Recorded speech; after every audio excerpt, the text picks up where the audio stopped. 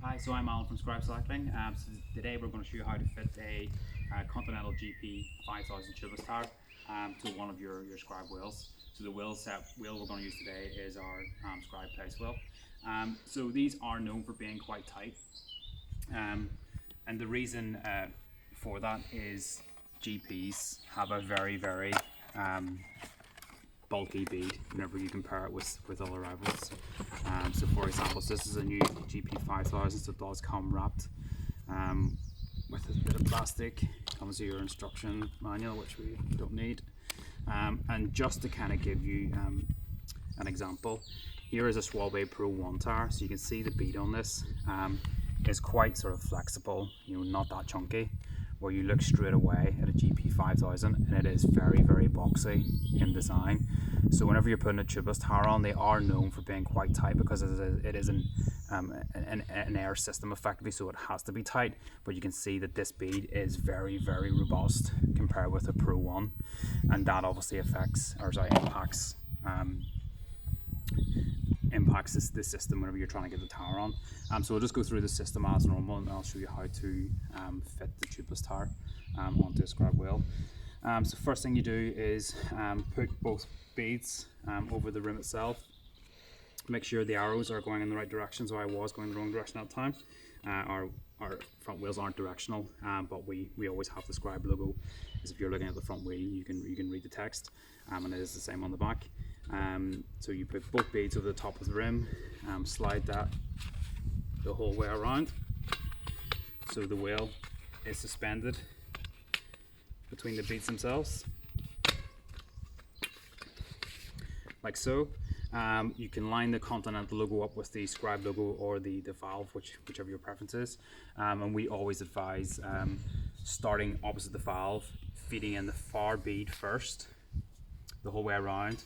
And the reason you finish at the valve is it is the smallest diameter in the well itself whenever you're fitting a tubeless tyre. So I've said this before in previous videos, but you imagine your well is a glass shape. The smallest diameter is in the very center, and if your valve is in the way, it's obviously not the smallest diameter, so that's why we want to finish there. So we'll go ahead and start rolling this far bead in.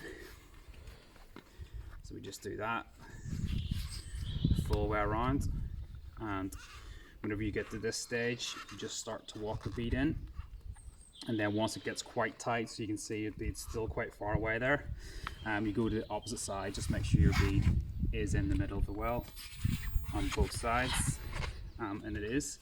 So we're just going to start walking the bead in until it gets quite tight. I'm just going to stand for this bit, and the best way to get the bead in from here is if you start to use your palms and fingers and roll the bead away, like so, starting at the edges.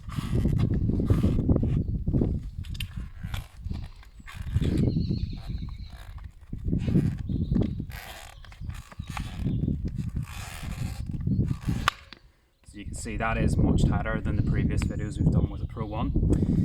Now, tip here is whenever you're fitting GPs, like I say, you want the bead to sit as far in the well as possible.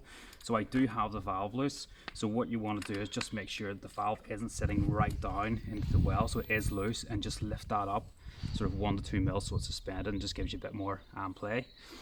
And with GPs, because the bead is quite boxy, so you can still see the shape there, you want to make sure whenever the tyre is being inflated that the bead is upright. So the best thing to do at this stage is to just pinch the tyre and pull it upwards, just making sure the bead is in the middle the whole way around, and that the bead is upright, it hasn't been twisted whenever you try to install it. So you're just pretty much standing the tyre up. So that's one side. So what we're going to do is go around and do exactly the same for the far side. So opposite the valve, as always, start to slip the bead in.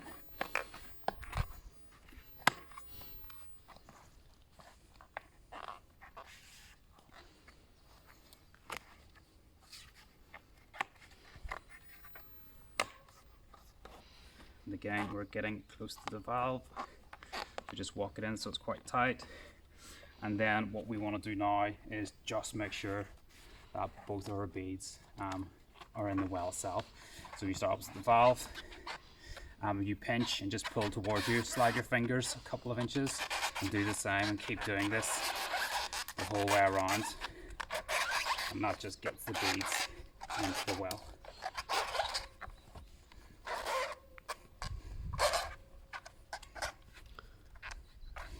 And then from here we're doing exactly the same as we did on the far side. So we are just starting to walk the bead in until it becomes quite tight. Just make sure our valve is suspended a bit, and then from here you can see it does look like it won't go, but you know, if you just use this hand palm finger technique, you should be able to roll the bead into place. So we'll just start doing that now.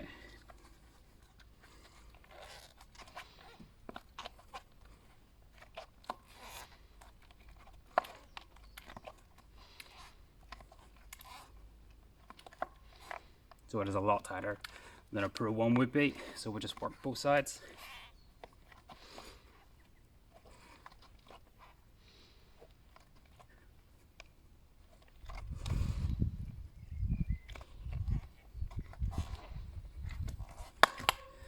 And that is it popped in. So as you can see, that tyre was a lot harder to install than the Pro 1. It's all to do with the boxy bead. So exactly the same as we did in the far side. With the bead itself, you can see that it isn't standing upright, so we just want to pinch the bead and pull it upright and start to walk that around to make sure it is in the proper location. So whenever we inflate the tyre, both beads open evenly, and that helps to create the tubeless system. So we'll just do that the full way around.